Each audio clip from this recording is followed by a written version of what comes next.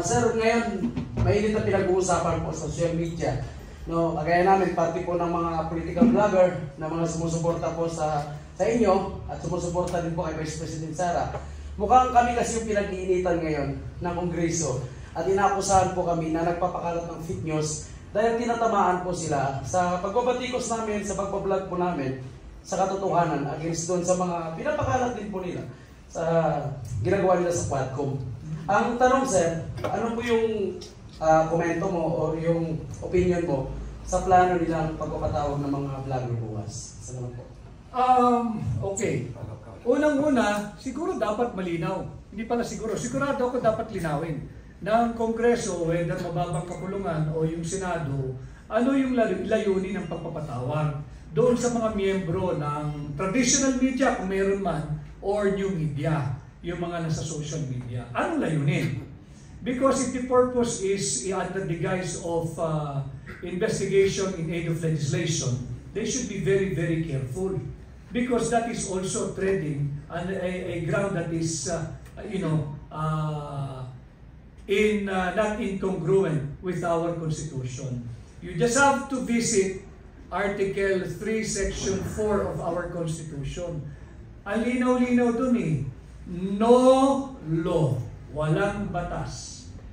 No law shall be passed abridging the freedom of speech, expression, or of the press. Ang linaw doon. Sa simula pa lamang, no.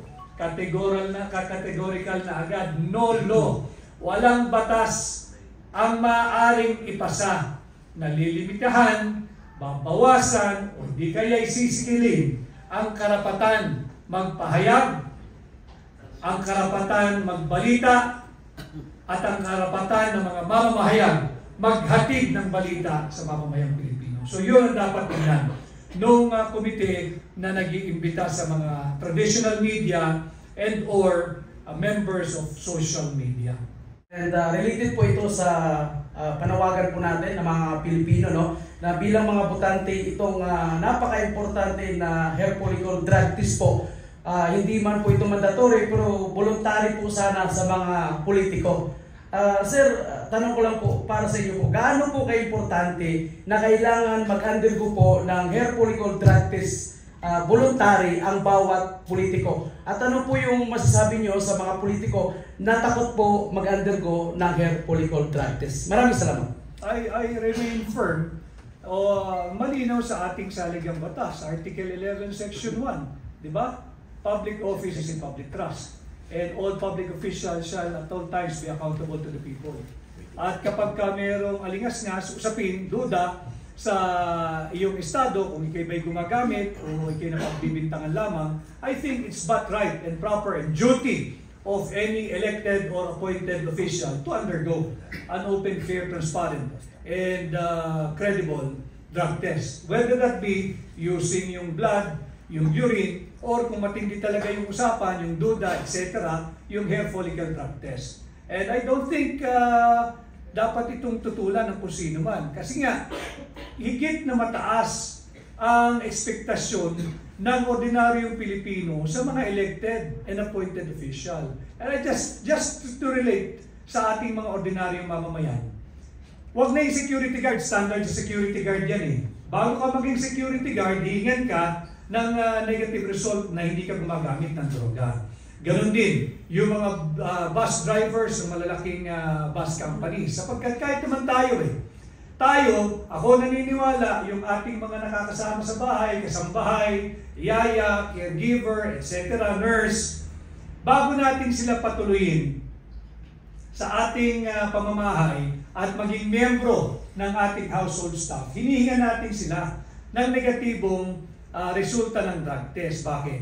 Lahat tayo may sarili at personal at pang-araw-araw na ginagawang war on drugs. Ayaw natin ma-expose sa isang gumagamit ng illegal na droga. Ayaw mo ma-expose at patuloyin sa iyong pamamahay yung talagang gumagamit ng droga. Bakit? Kasi nga, duda ka na sa kanyang pag-iisip, yung kanyang state of mind. Di lalo na kung ikay naglilingkod whether appointed or elected. So I think it's but fair And I believe there is still an standing dangerous drug board resolution, if I'm not mistaken, resolution number 13 series of 2018 that mandating public officials, I'm not sure kung pati elected na, but I believe so, public officials to undergo mandatory drug test. So meron namang existing na mga resolutions pati DDB. So hindi ito dapat maging big deal kung meron mang panawagang sumailalim kung sino man sa isang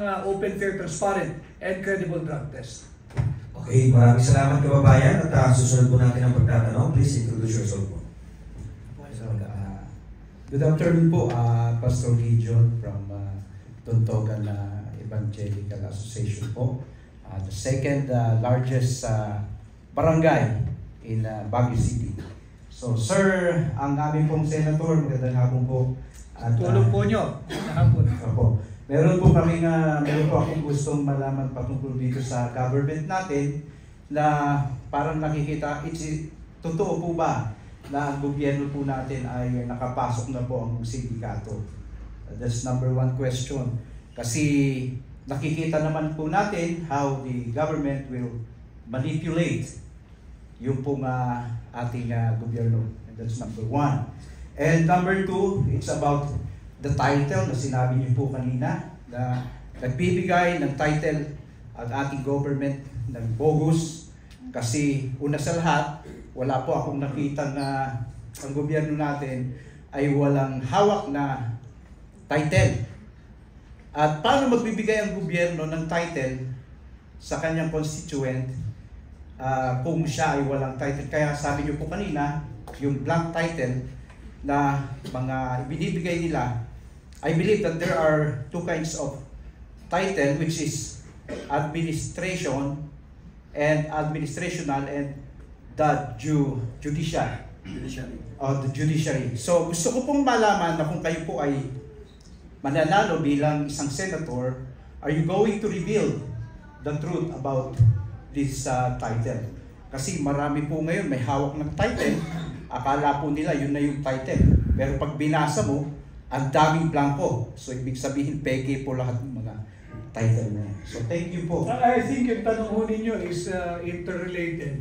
May sindikato ba sa gobyerno? Alam niyo sa lahat ng antas, yung sindikato, ito yung pulutong o samahan ng mga taong nagsasamantala doon sa ordinaryong mamamayan, taxpayers, at yung mga kliyente ng LGU o kliyente ng national. So, maybe not a formally organized syndicate or crime organization, but definitely, meron naman dyan, nagagamit lang yung terminong sindikato, siguro to emphasize yung frustration ng sambayan ng Pilipino na actually, ang pinupuntirya dyan, yung korupsyon.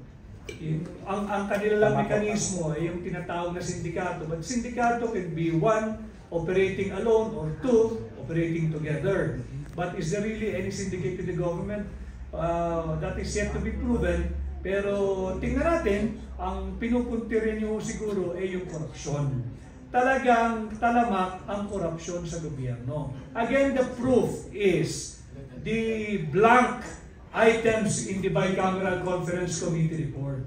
Hindi natin ito pwedeng palagpasin. Dapat lahat dito tayo, meron tayong opinion. Whether you are for it or whether you are against it, you must have an opinion. Why? Pera ho nyo yan eh. Pera nyo yan. Hindi yan pera ng mga magbabatas. Parang sa bahay, para lalong maintindihan ninyo yung budgeting. Pag kayo ba ay nagbigay ng pera sa inyong kasambahay na magmalengke o maggrocery at pinakitaan kayo ng blankong papel, ito raw ang grocery list niya, papayag ba kayo? Hihingan ka lang ng halaga at mag-grocery po ako, kuya, ate, pahingi po 5,000, mag-grocery ako. Patingin mo ng listahan mo. Ano ba gagastusin ko ngayong araw na ito? Ito, pagtingin mo, blanco yung papel. Anong bibili mo? Basta yan. Bigyan mo akong pera, ako nang bahala. Hindi rin kayo papayag eh. 5,000 yun. Eh lalo na kung 6.325 trillion. Yan ay dapat malinaw sa ating lahat. At yung sinasabi ninyo, yung administratively constituted or issued or judicially constituted title, both merong naglalaro diyan sa mga issuance ng titulo.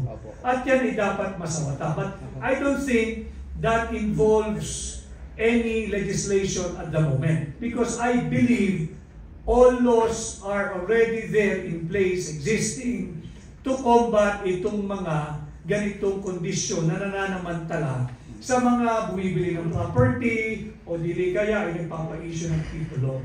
Hindi lahat ng problema nating mga Pilipino ay masusolusyonan ng tinatawag nating legislation. Malaking bahagi diyan ay nakadepende sa enforcement, sa implementation. So it should go hand in hand.